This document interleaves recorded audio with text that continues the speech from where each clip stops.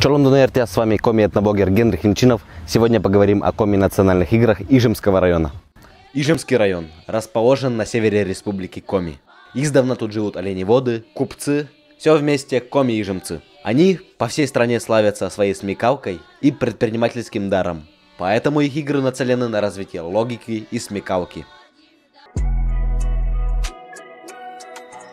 На Ижме мамы дочкам шили куклы Акань, игрушечная сестренка. Акань шилась только из лоскутков новой ткани. Лицо у кукол обозначалось белым либо светлым фоном. У каждой девочки количество тряпичных кукол в игрушечной семье, как правило, равнялось количеству членов реальной семьи ребенка. Но при этом куклам никогда не давали собственные имена членов семьи, чтобы обезопасить живых людей от сглаза и порчи. Для шитья костюма ижемские коми использовали лоскутки атласа, парчи, льна.